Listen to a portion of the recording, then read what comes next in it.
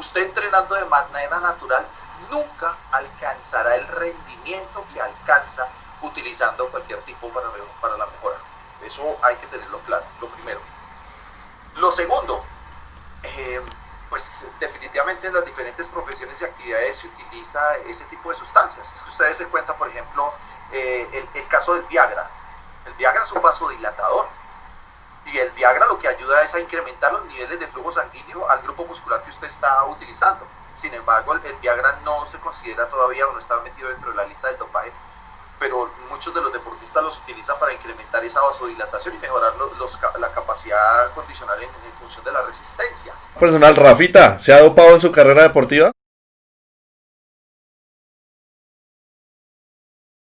Entonces, buenas noches para todos. Hoy tenemos a Daniel Páez como invitado, junto con Rafael Abella.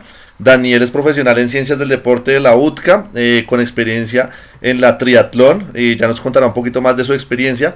Hoy vamos a tocar el tema, un tema un poco delicado en cuanto al dopaje en el deporte. Para nadie es un secreto que es una realidad que viene pasando hace muchos años, de la cual no tenemos mucha certeza cómo se viene controlando y cómo se viene manejando.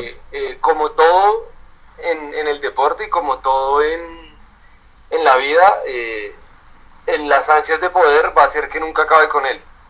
Mientras el fin justifique los medios, el dopaje nunca se va a acabar. Y cada vez hay sustancias que pasan más desapercibidas en los laboratorios, cada vez que se inventan un nuevo frasco para las muestras, se inventan también cómo pasar una muestra B o otro tipo de muestra que esté limpia. Mejor dicho, eso nunca se va a acabar. Bueno, sí, digamos que es un tema interesante porque tenemos que ver el trasfondo y digamos que empezando por qué es el dopaje, qué son estas sustancias que no están permitidas y que favorecen el rendimiento de los deportistas. Sabemos que afectan mucho y que hoy en día el deporte ha avanzado bastante en cuanto a la ciencia, a la tecnología y a la producción de todas estas sustancias. Y, y bueno, hay muchos casos, el caso más reciente y más conocido es el de la Federación y del Deporte Ruso, que fue suspendido en el último ciclo olímpico porque se destapó una olla, se destapó toda esta información que tenían secreta en cuanto al dopaje de sus deportistas. Rafita, ¿qué tienes que decir al respecto? Hablar de limpieza en el deporte y de igualdad en el deporte, pues la idea sería que todos estuvieran en las mismas condiciones. Pues si vamos a hacer una X carrera de ciclismo y queremos que todos estén bajo las mismas condiciones y solamente la diferencia la haga la parte condicional, pues hombre, todo el mundo corra con la misma bicicleta. Porque si usted corre con una bicicleta de 80 millones y yo corro con una de 3, eso no sería ventaja, eso no sería no sería una especie de dopaje. Cuando usted tiene ese tipo de condiciones no mejoraría el rendimiento en función de la tecnología. Entonces digamos que son temas complejos y pues mucha gente no estará de acuerdo pues con lo que yo estoy diciendo, pero a lo que yo voy es ese tipo de situaciones. O sea, para unas cosas sí, para otras no. O sea, definitivamente el dopaje, lo primero que hay que aclarar es que el dopaje son sustancias muy efectivas. Usted entrenando de manera natural nunca alcanzará el rendimiento que alcanza utilizando cualquier tipo para la mejora. Eso hay que tenerlo claro, lo primero. Lo segundo, pues definitivamente en las diferentes profesiones y actividades se utiliza ese tipo de sustancias. Es que ustedes se cuentan, por ejemplo, el caso del Viagra. El Viagra es un vasodilatador y el Viagra lo que ayuda es a incrementar los niveles de flujo sanguíneo al grupo muscular que usted está utilizando. Sin embargo, el Viagra no se considera todavía o no está metido dentro de la lista del dopaje, pero muchos de los deportistas los utilizan para incrementar esa vasodilatación y mejorar la capacidad condicional en función de la resistencia. A veces se juzga mucho el deporte de alto rendimiento, pero es una minoría tal vez los que están ahí, pero sí la parte estética está muy lleno de venta indiscriminada de sustancias, digamos, lo que es para el doping. Digamos que en el CrossFit o aquí en Colombia hubo un caso hace poco, hace no más de 2 años, en el 2018, por un caso que dio positivo frente a las entes de CrossFit. Pues se volvió muy polémico porque era la primera clasificación de un equipo colombiano a la final de los CrossFit Games a nivel mundial. El Team Colombia pues clasifica solo un equipo o solo un participante por región. Entonces, digamos, de todo Sudamérica clasificaba un equipo. Colombia había hecho un muy buen papel. Quedaron campeones.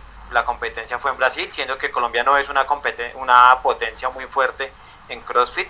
Estamos por encima de nosotros, está Argentina, está Brasil, está México. Entonces, haber ganado esa competencia, el equipo son 4 personas, 2 hombres, 2 mujeres.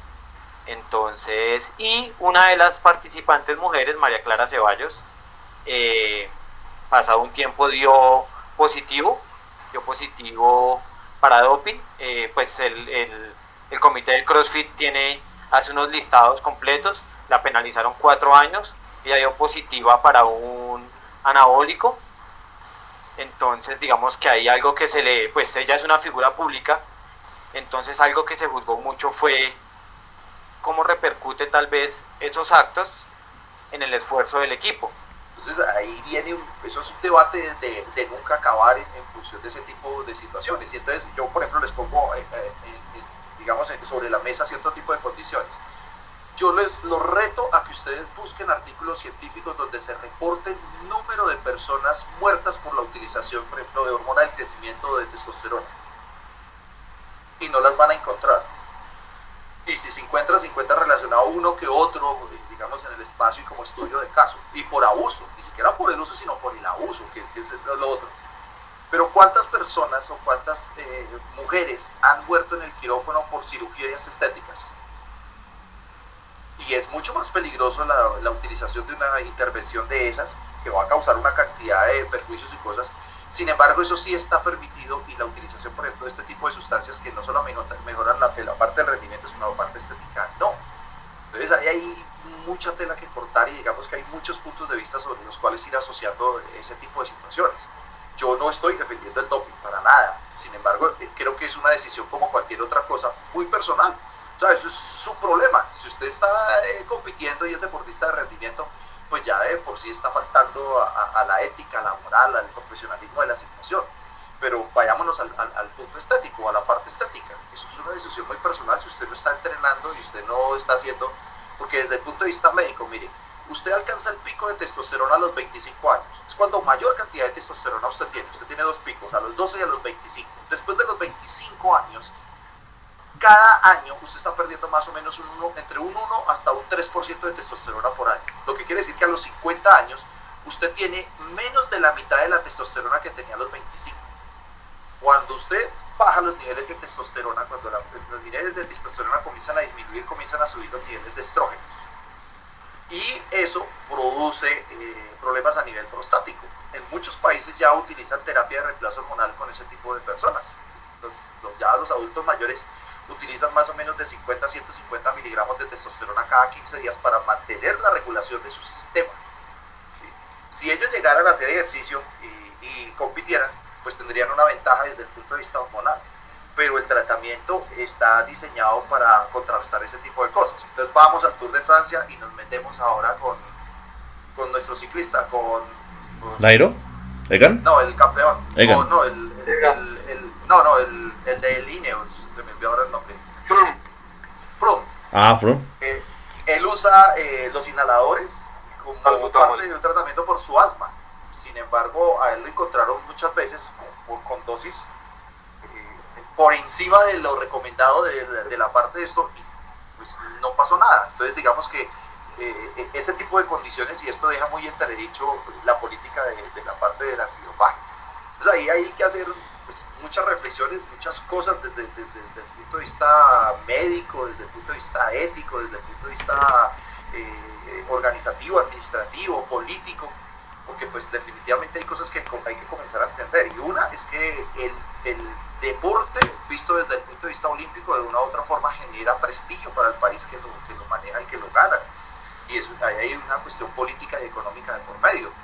Entonces ahí hay pues muchas aristas de la situación. Yo pienso que para mí lo más importante es desarrollar un proceso educativo, que la gente entienda qué es, cómo funciona, cómo se desarrolla, cómo se realiza, cuáles son los pro, cuáles son los contra, y a partir de eso sí poder generar una serie de conceptos y de posiciones. Porque es que hablar sobre cuestiones generales sin tener una fundamentación teórica, pues entonces entramos creo que en el problema de opinar sin tener una base. ¿Sí? Uno opina simplemente por lo que escuchó, por lo que vio, pero yo sí creo que, digamos que a estos niveles es necesario tener una fundamentación teórica bastante fuerte. Normalmente cuando uno va a congresos de dopaje, allá van a hablarle de lo malo del dopaje. Es que no se puede, es que no se debe, es que no sé qué, es que dice cuándo, las sanciones ahora cada vez son más drásticas. Si a usted lo encuentran dopado, no solamente lo sancionan a usted, sino que sancionan a todos los que hayan estado cerca a usted, incluyendo los otros atletas, el entrenador, y sale todo el mundo perjudicado en función, digamos, de tratar de controlarlo. Y pues yo creo que esto es como la droga tradicional, como la marihuana o la cocaína. Yo creo que hay que primero hacer unos procesos de capacitación donde se entienda los pro y los contra, y después sí comenzar a hacer un seguimiento de concientización, porque es que si no nos pasa lo mismo que con la pandemia. Mire usted la pandemia. ¿Qué pasó con la pandemia? En las primeras semanas fue el régimen del terror. Nadie salió, o sea, estuvimos en cuarentena todo el mundo, y esas primeras semanas nadie salió. Sin embargo, digamos que no había una clarificación, no hubo un proceso de educación ni nada. En este momento, cuando ya la cosa se desbordó, pues ya nadie le cree, todo el mundo sale y todo el mundo ya está súper relajado. Sin embargo, la cosa ya se desbordó y se salió de control. Me parece que con la parte del dopaje es lo mismo. Entonces a usted le dicen, no, es que mire, si usted utiliza esteroides anabólicos, se muere. Sin embargo, ustedes que son asiduos de los gimnasios, ¿cuántos manes han visto ustedes así súper gigantes, súper grandes, y usted está esperando que se muera? Pues el hombre no se muere. Sin embargo, cada vez está más grande, más fuerte, más viga. Usted entrena, usted come, usted se suplementa, y el otro ni entrena, ni come, ni se suplementa, y está mucho más grande y fuerte que usted. Entonces, este tipo de cosas me parece que es clave comenzar a educarnos. Es necesario educarnos en ese tipo de situaciones. Y pues claro, hay que generar el debate en función de toda esta parte. Hay una cuestión ética, moral, médica, pero pues lo que se va descubriendo cada vez es que, vea, esto ha cambiado, hay que entenderlo, hay que comprenderlo, y definitivamente hay que hacerle otro proceso de seguimiento y de control, no como el de ahora, porque pues hecho el proceso, echa la trampa, y ustedes mismos se han dado cuenta con todos los escándalos que hay. Inventan una cosa e inmediatamente el deportista, el médico, el entrenador busca la forma de ver cómo hace para manipular los resultados, las pruebas y demás. Porque definitivamente aquí hay un problema, y es uno económico, ustedes lo están diciendo. Ahí el deporte mueve mucho dinero, y pues esa es la diferencia entre ser el mejor del mundo y ser el último. Y ustedes saben que en el deporte después del segundo todos son perdedores. Listo, Rafita, muchas gracias. Cele. Sí, pues digamos que tocaron un tema, Dani lo tocó, Rafa lo toca, que es, en resumen, la palabra doping suena siempre a medicamento, y la verdad no es así. O sea, Dani habló del dopaje mecánico. Entonces hay cuestiones que también ayudan a mejorar el rendimiento, y hay una parte leal y otra desleal, que es lo que hablaba Rafa de la ética, que no es medicamento, que no tiene el deportista directamente, pero también influye en resultados deportivos. Entonces eso también Rafa lo dijo, entonces deberían competir todos en las mismas condiciones, en la misma bicicleta, o todos con los mismos guayos, no sé, con las mismas condiciones, para que sea la parte condicional la que... Entonces eso también es ver que sí, lo que dice Rafa, a veces se le ha vuelto terrorífica la palabra doping, porque nos vamos solo a medicamentos, pero también hay una cuestión que engloba al deportista, que acompaña, que ayuda a mejorar el rendimiento. Solo que hay unas cosas reglamentadas y otras no. Entonces lo que dice Rafa es verdad, tal vez el proceso no es el adecuado, porque si quisiéramos, o si quisiera el deporte evaluar la capacidad del deportista,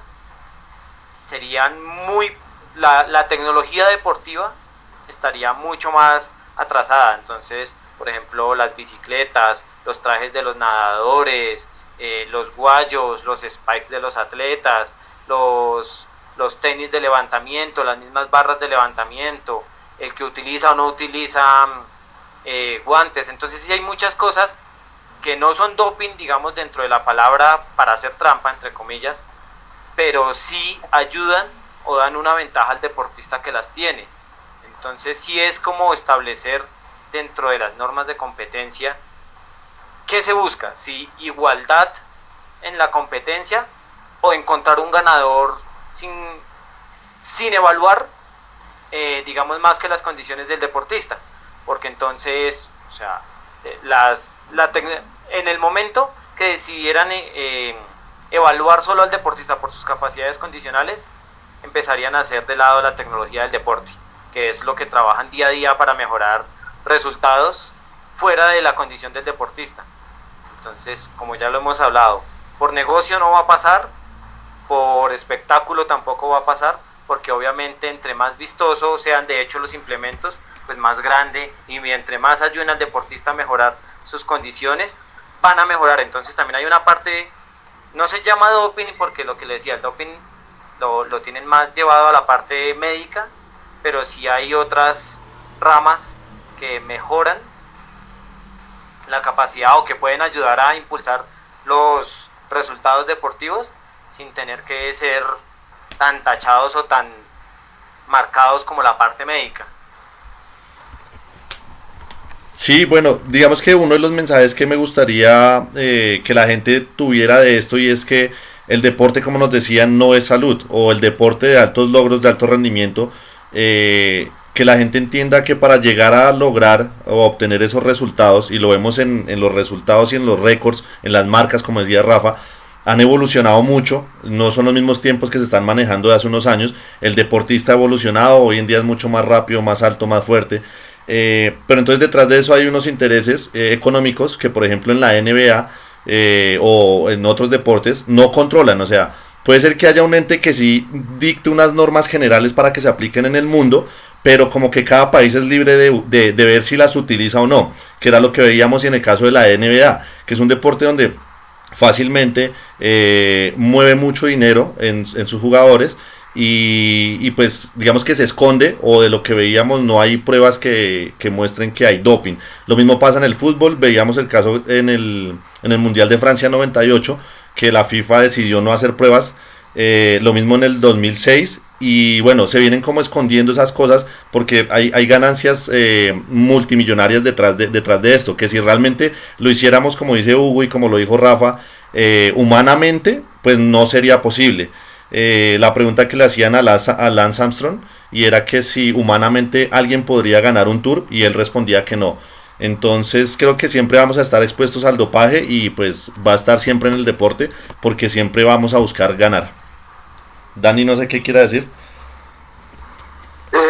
Pues yo sí quisiera como contrapreguntarle un poquito a Rafa el tema de los estudios de las personas que han, digamos, de las consecuencias que han tenido las personas que se han dopado durante mucho tiempo, porque no estamos hablando de una temporada ni 6 meses o bueno, digamos 2 años, sino las personas que lo hacen durante un largo periodo, que finalmente sí tienen consecuencias.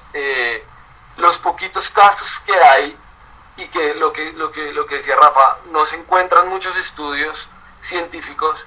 En parte yo pienso y creo, y quisiera que Rafa me ayudara ahí, es que la gran mayoría de esos estudios están patrocinados por los mismos laboratorios, que no les conviene obviamente demostrar las consecuencias o los efectos secundarios del consumo de estas sustancias. Uno por ese lado. Por el lado digamos de los implementos, lo que hablaba Hugo, que ahondó un poquito más en el tema, pues en el ciclismo sí está mucho más controlado, a pesar de que lo que dice Rafa, si todos deberían ir con la misma bicicleta, cada equipo tiene una marca de bicicleta que invierte X dinero en estudios biomecánicos y en túneles de viento y en materiales más ultralivianos, y no sé qué, pero en últimas está reglamentado. La UCI tiene como reglamento, me parece que son 6.100 gramos para las bicicletas, el mismo uso de las medias no pueden ir más arriba de donde inicia el gastronemio o el gemelo, como todos lo conocemos, porque está comprobado que eso aumenta la aerodinámica y puede ahorrarle hasta un 4% en los watts, en la potencia que mueve.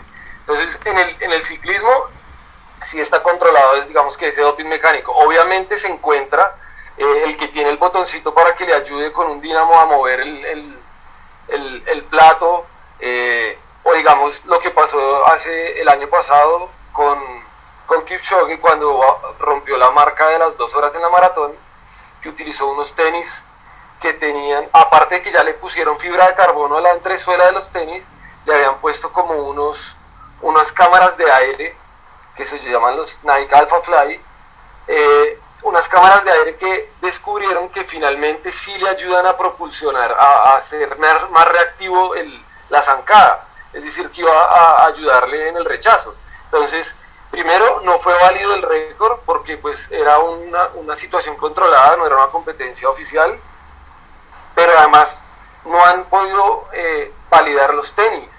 O sea, están en el mercado, pero no sé hasta qué punto sea válido o un atleta profesional en una carrera oficial los pueda usar. Entonces, digamos que esas cosas están más controladas y obviamente se va a presentar una ventaja entre uno y otros, pero en últimas todos están dentro de un margen. ¿Qué pasa? Que no sé cuál sea el presupuesto de la WADA, pero no debe estar alrededor de los $30 millones al año.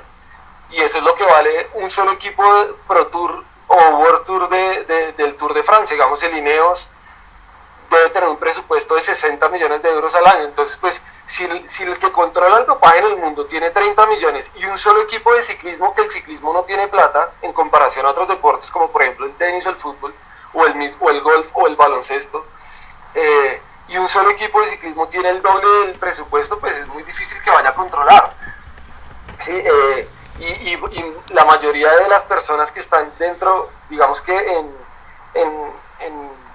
en control del tema del dopaje, pues también tienen contactos en sus laboratorios o vienen de todo el tema farmacéutico. Y recordemos que la farmacéutica es toda la economía farmacéutica es la segunda economía más poderosa del mundo. O sea, después del petróleo, lo que más mueve plata en el mundo son los medicamentos. Entonces, pues ya estamos en contra de un gigante. Pues yo estoy en contra de un gigante y también estoy a favor de ustedes y les hallo la razón en lo que dicen.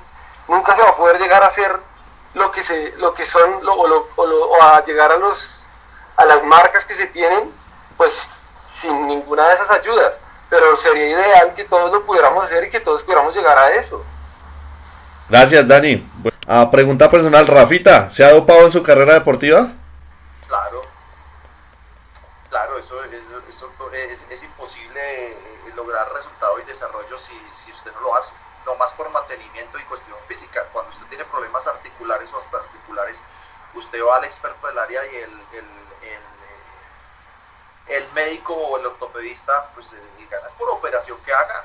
Es una operación con un ortopedista le vale a usted 30, 40 millones de pesos. Y el problema que usted tenga, yo se lo soluciono con 100.000. Usted me da 100.000 pesos. Corticoides. Listo. Usted me da 100.000 pesos y yo le curo su problema de rodilla, de hombro o de codo. ¿Usted qué prefiere? Ahí. ¡Tin! ¿Usted qué prefiere? ¿Usted prefiere ir y pagarle 30 palos al médico para eso? ¿O prefiere gastar 100.000 y usted mismo curarse y seguir entrenando? Claro. Seguir entrenando. Esa es la gran diferencia de los procesos. Entonces, en función de eso, sí, a mí me ha tocado varias veces, hombros, codos, rodillas, porque pues el entrenamiento que siempre todos los días es así. Claro. Eso es así. Entonces, normalmente uno en este medio, digamos que pues con tantos años y tanta vaina, tanto metido, pues uno comienza a entender y comienza uno a encontrar gente que en realidad sabe del cuento, pero pues desafortunadamente, digamos que es chistoso, pero es más perseguida las personas que utilizan esteroides anabolizantes que los que utilizan cocaína o utilizan marihuana o bazuco, porque la ideología de la gente es pensar de que si usted utiliza esteroides, entonces es igual que un drogadicto de esos que usted se mete a un cuarto y se amarra el brazo. No, nada, hermano. Existen cualquier cantidad de sustancias. Mire, existen alrededor porque es que los esteroides anabolizantes se dividen en dos categorías. Existen los esteroides anabolizantes androgénicos y existen los esteroides anabolizantes. Los androgénicos son los que producen efectos secundarios, engrosamiento de la voz, incremento del vello facial y corporal, pero están por el otro lado los esteroides anabolizantes, que solamente incrementan la capacidad y la condición para mejorar el rendimiento, incrementar la masa muscular y la fuerza sin efectos secundarios. Dentro de esos está la famosa voldelona. La boldelona es uno de los esteroides más seguros que es utilizado tanto por hombres como por mujeres. Ese esteroide en el organismo dura 4 semanas, El problema de los esteroides es que alteran también la parte funcional y quedan metabolitos, es decir, quedan rastros en el cuerpo.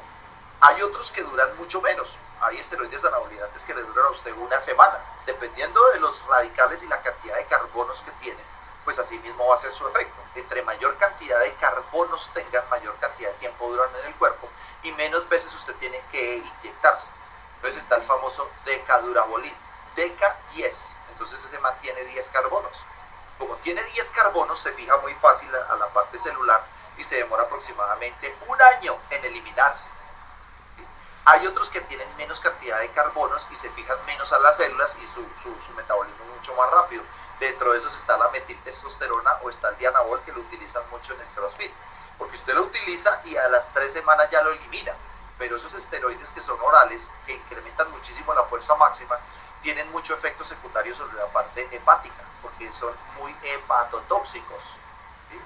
Hay unos que son muy suaves, el caso del Anavar. El Anavar es un esteroide anabolizante que lo utilizan tanto hombres como mujeres para las etapas de definición en el caso del fisicoculturismo. La concentración de eso es más o menos de 10 a 20 miligramos. Una mujer necesita tomarse una pasta diaria durante unas 6 semanas y con eso ya viene en forma de ser humano rápidamente. El problema de esa situación, más que la utilización, es el quedarse en esa vaina. Porque muchísimos se quedan, ¿sí? O sea, usted comienza a ver resultados, porque es que además de eso no le altera solamente la parte funcional y orgánica, sino todo. Entonces lo primero que se incrementa es su líbido, se incrementa su nivel de sexual. Entonces normalmente usted se echa un huevo y se demora una hora. Con esta vaina usted puede echar 3 y durar medio día. Eso cambia el humor, cambia su olor y eso hace que usted sea más atractivo para el género o para el mismo género si le gusta. Entonces usted incrementa su capacidad y su condición y claro, entonces comienzan los problemas porque cuando usted está en pleno ciclo usted es un superhombre, ¿verdad? Entonces usted se echa 8 sin dejarlo apagar, 4 atendiéndolas a todas al tiempo y todos felices. Pero el problema es que como cualquier otro proceso, pues eso tiene un incremento, un pico y después hay que hacer una regulación de ese proceso. Y eso le dura más o menos mientras que está en el ciclo. Es decir, usted tiene 10 semanas y póngale otras 6 adelante, tendrá unas 16 o 20 semanas en las cuales usted es un monstruo, marica, usted es un super monstruo. Pero después de esas 20 semanas, todo su proceso hormonal se vuelve a regular y usted vuelve a ser el mismo ser humano normal. Entonces, si usted ya tiene varias amiguitas, entonces van a seguir llamándolo, venga, cumpla con sus funciones. No, porque sí, ya. A mí me esperan, claro, me esperan en la casa, yo ya no puedo seguir con el mismo ritmo. Entonces cuando llegan a esos niveles es cuando comienzan los problemas. Porque el 90% de la gente que llega a eso, primero no tienen ni idea de qué es lo del fitness y el fisicoculturismo. Es decir, ellos no tienen ni idea de qué es entrenar para lograr esa vaina. Ellos van en función de otra cosa. Entonces cuando incrementa esa condición y esa capacidad, entonces ellos piensan que entre más usen, mejor. No, porque es que ahí cuando comienzan los líos. En función de los niveles de testosterona libres en sangre se determina la cantidad de la sustancia que se va a utilizar, teniendo en cuenta su porcentaje de grasa, masa muscular y el objetivo que usted quiere. Cuando usted sobrepasa esas dosis y utiliza demasiada hormona masculina, pues esa vaina se aromatiza y se vuelve en estrógenos. Por eso normalmente usted lo que tiene que hacer es una regulación. Usted aplica testosterona, pero también tiene que estar utilizando sustancias que son hormonas femeninas. Las salidas de un ciclo se hacen con hormona femenina, con gonadotropina criónica humana. Esa hormona es extraída de las mujeres que están en estado de embarazo y normalmente la extraen de la placenta o de la orina. La transforman y las vuelven hormonas. Esa hormona la utilizan las mujeres cuando tienen problemas de infertilidad, pero en el caso de los hombres lo que hace es regular esa serie de procesos. Entonces usted tiene que entender varias cosas. Cuando usted tiene demasiada testosterona en el cuerpo, no es que usted sea más machote, por el contrario, entre más testosterona, más problemas va a tener usted de líbido. El que le eleva a usted la líbido es la progesterona. Y a la mujer la que le eleva la libido es la testosterona. Entonces si usted tiene mucha testosterona pero tiene bajitos los estrógenos, yuca, a usted no tiene ningún deseo ni ningún apetito sexual. Y en las mujeres es al revés. Si la vieja tiene muchos estrógenos pero su nivel de testosterona está muy bajito, pues entonces no tiene ningún deseo, no tiene ningún apetito sexual. Entonces por eso hay que hacer una regulación de esa serie de procesos. Y por eso ese eje del el hipotálamo, la hipófisis y las gónadas es el que hay que cuidar. Entonces, cuando uno utiliza esteroides anabolizantes, lo más importante es la terminación del ciclo. Usted apenas termina, tiene que hacer más o menos 3 salidas en las cuales utiliza más o menos de 5.000 a 10.000 unidades de esas hormonas femeninas. Y hay unos días especiales en los cuales usted no se las puede saltar, sino que tiene que aplicárselas obligatoriamente. Y además de eso, pues hay que utilizar una cantidad de protectores hepáticos, hay que utilizar otros que restringen los niveles de estrógenos, de andrógenos, y hay otra cantidad de cosas. O sea, eso es una ciencia impresionante. Y hay gente muy versada en eso. Entonces, en este momento hay mucho artículo científico. Mire, hay un médico mexicano que se llama Jorge Fernández. Copien por ahí y búsquenlo. Busquen Jorge Fernández en YouTube y busquen al tipo. El tipo es médico deportólogo, miembro del Comité Olímpico Internacional y es uno de los principales miembros del Comité Olímpico Mexicano. ¿Qué hace el man? El man da cursos sobre endocrinología y el man enseña absolutamente todo lo de los ciclos. Y la posición del man es eso. El man dice, yo como médico deportólogo y como médico y además físico-culturista, el man también los usa. Y el man dice, yo como médico tengo mi obligación ética de enseñarle a la gente los pro, los contra, los no sé qué y los igual. Y enseñarles todo. Si ya esa persona decide utilizarlos a pesar de todo lo que yo le digo, pues mi función como médico es orientarlo para que no se vaya a joder. Entonces, esa es una posición, a mí me parece una posición ética, esa me parece una posición ética del man, porque definitivamente el man expone todo desde el punto de vista científico y da a conocer todo sin tapujos de nada, mientras que aquí nosotros seguimos en la inmunda. Entonces lo que yo les digo, mientras que nosotros estamos aquí hablando de esteroides anabolizantes, hermano, eso ya pasó de moda. Usted mira lo de los péptidos, y los péptidos son moléculas sacadas de la hormona del crecimiento. La hormona del crecimiento está constituida por 191 cadenas de aminoácidos. Cada cadena de aminoácidos tiene una función específica dentro de la célula. ¿Qué hace el esteroide? El esteroide lo que hace es entrar dentro de su célula y sale y la duplica. Las hormonas lo que hacen es modificar su ARN. Entonces, los péptidos son pequeñas cadenas y básicamente lo que hacen es modificar su ARN. La testosterona y demás se puede detectar básicamente por los metabolitos, pero en este momento todavía no hay exámenes tan fijos y tan fidedignos que le permitan a usted establecer cuando usted utilizó los péptidos. Y existe un péptido para cada cosa que usted necesite. Mire, existe un péptido para las arrugas, existe un péptido para elevar sus niveles de melanina, existe un péptido para disminuir los porcentajes de grasa, existe un péptido para incrementar su masa muscular, existe un péptido para curar desgarres, existe un péptido para mejorar el tejido blando. Existe un péptido para cada cosa. Y por ejemplo, ese tipo de sustancias son utilizadas y están medicadas y medidas en los centros estéticos. Y lo mismo, mire, un péptido puede valer de 3 hasta $30, el más caro valdrá $30. En Estados Unidos usted los consigue a esos precios, si compra cantidad le sale económico. Ese mismo péptido puesto aquí en Colombia le vale 30 veces lo que vale el precio, pero además de eso, pues como la gente no conoce, se los meten a unos precios impresionantes. Búsquense una página que se llama Blue Sky y busquen péptidos y ahí ustedes van a aparecer y les va a aparecer toda la información de qué es, cómo funciona, para qué lo necesitan, y hay un péptido para cada cosa. En función de eso ya digamos que aparecieron muchas cosas en el mercado. Entonces en este momento los fisicoculturistas están pagando por la manipulación de la miostatina. La miostatina es el gen encargado de determinar a usted cuánta masa muscular y cuánta grasa usted tiene. Esos laboratorios lo están haciendo en el Medio Oriente. Entonces estos manes están, a diferencia de nosotros que estamos con esta pelea y estos tapujos, esos manes vayan en otro nivel, esos manes van adelantadísimo, porque muchas de las cosas que llegan al deporte primero pasan por la parte militar. Entonces esos manes hace años están buscando el soldado perfecto, el más fuerte, veloz, resistente, flexible, coordinado, que no le tiene miedo a ir a darse plomo ni la neta con ninguno. Y de allá pues, sale para el deporte. Entonces nosotros aquí estamos muy atrasados frente a ese tipo de cosas y a mí me parece que la mojigatería no nos deja crecer ni progresar. Porque lo primero hay que entender la vaina, hay que entenderla claramente. Y lo mismo, o sea, pretender, por ejemplo, ser físico-culturista de rendimiento comiendo 8 veces al día pollo y arroz, eso no se da, vaya para eso no se da. Ni en mujeres, por eso, por ejemplo, hay deportes que patrocinan ese tipo de cosas. caso del fisicoculturismo patrocinado por la IFBB, pues ellos tienen toda la libertad de utilizar ese tipo de sustancias. Y usted habla con un fisicoculturista de rendimiento y usted dice, no, este man está loco. O sea, estamos hablando de utilizar 5.000 miligramos de testosterona por semana. Marica, eso equivale a estarse inyectando más o menos unos 30 centímetros. 30 centímetros. Una regla. Una tetera así, 3 veces en la semana. Y por eso ahí usted ve a todos estos manes y son unos monstruos. Pero claro, es que el que se gana un concurso de eso se gana $1 millón y todo lo de los patrocinadores y demás. ¿Cuándo usted se va a ganar ese billete?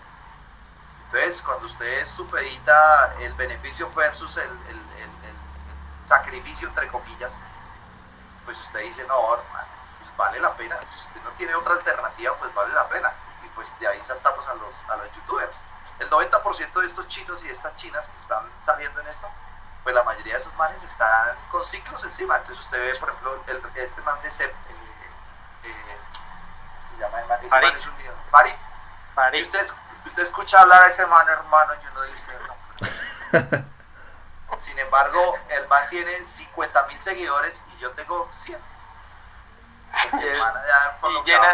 Y llena conferencias diciendo, sí, es estupideces. Pero entonces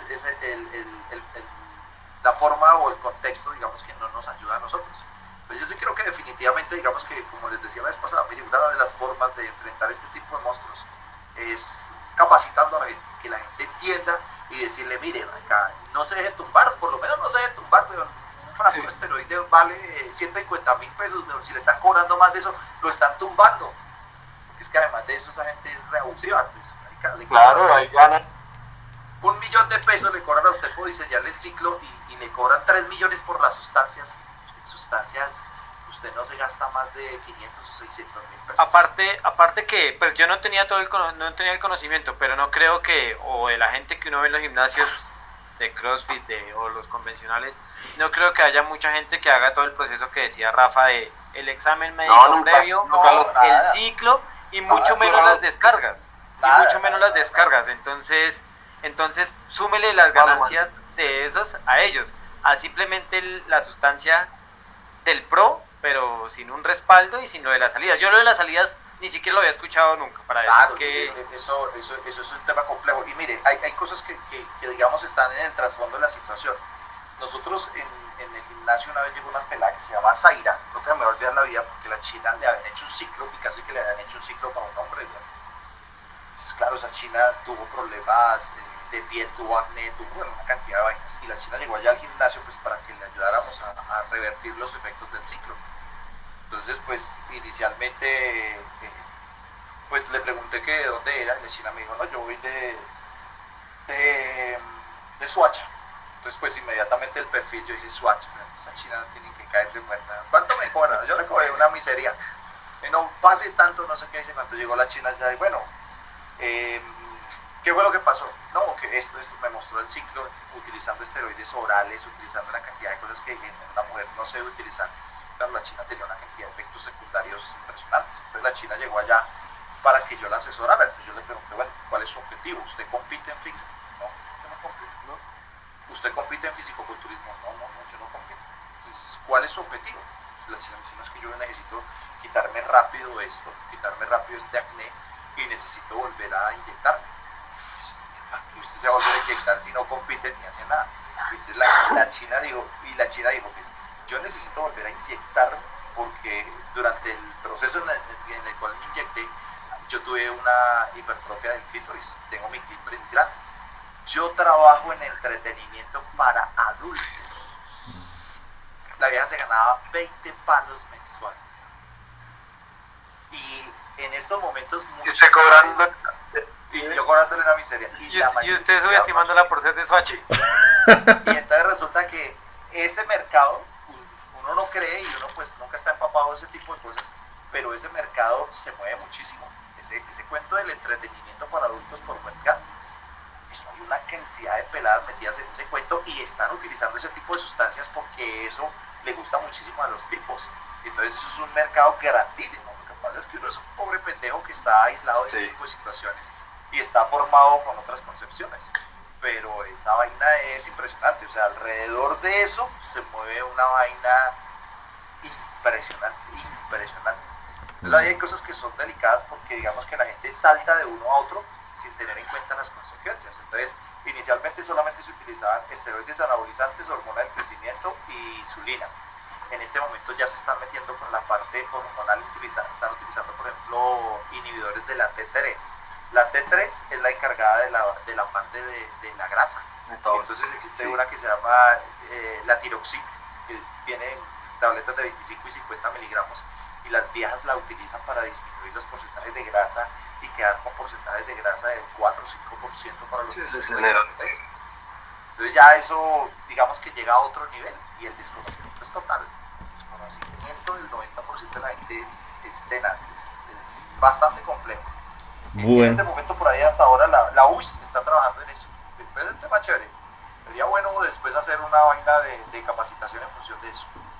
Listo, monstruos, yo creo que no les quito más tiempo. Eso era todo. Bueno. Muchas gracias, Rafita. Gracias, Rafita. Gracias, Dani.